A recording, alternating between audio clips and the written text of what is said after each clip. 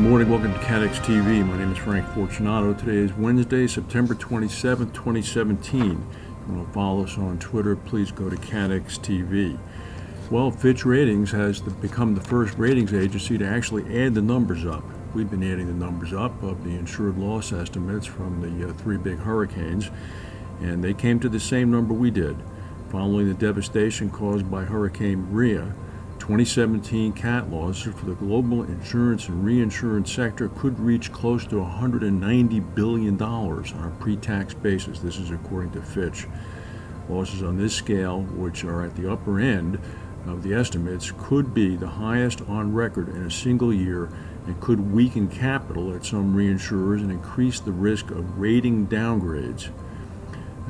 These estimates compare to total statutory capital of the U.S. property and casualty industry of over $700 billion and total global reinsurance capital of about $600 billion. So $190 billion is the numerator, $600 billion is the denominator. According to Fitch, we believe there is a heightened risk that combined loss concentrations to these events for several reinsurers will result in a capital decline for full year 2017. This could result in ratings downgrades if not addressed through capital raises. This is in an era when reinsurers had been returning capital to shareholders. Meanwhile, analysts at Keefe, Bruyette & Woods have provided an updated list of the reinsurers they deem likely to take the biggest share of losses from the $80 billion potential Hurricane Maria hit in Puerto Rico.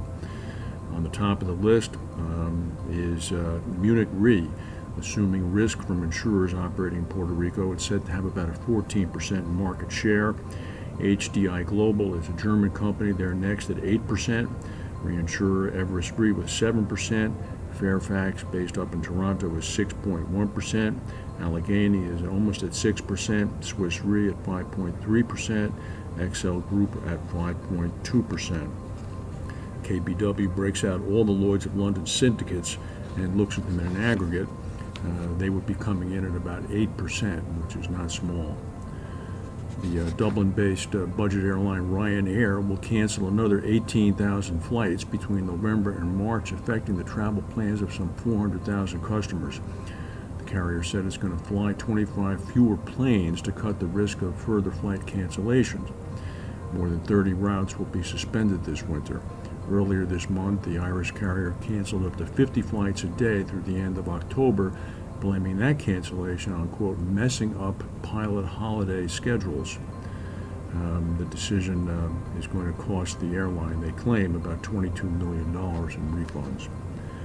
A huge fire at an ammunition depot in central Ukraine has set off a series of explosions and caused the evacuation of 30,000 people.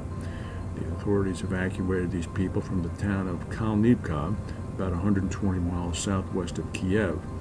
Powerful explosions late yesterday created massive fireballs and were still continuing as of this morning.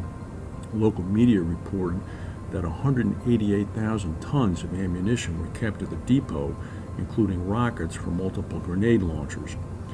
The Ukraine Prime Minister is now on the site. He says that the situation is under control. There's continuing seismic activity at the tourist island of Bali in Indonesia now, with about 100,000 people evacuated. There have been 800 earthquakes recorded so far just in the past week. The volcano there that they're monitoring last erupted in 1963, killing 1,100 people. That would be Mount Agung.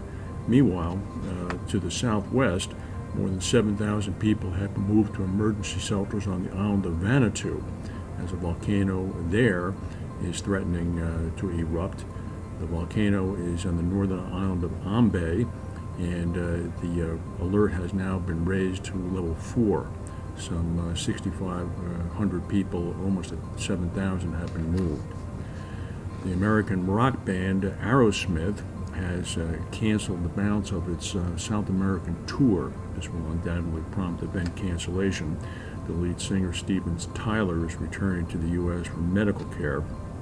The band now has canceled 2 shows later this month in Curitiba, Brazil, and Santiago, Chile, as well as early next month in Rosario, Argentina, and Monterrey, Mexico. not known how big that tally will be, but they've been typically attracting about 25,000 fans a show. That's the news for today. If we have any breaking news, we'll come back and tell you. Thank you for watching, and we'll see you tomorrow.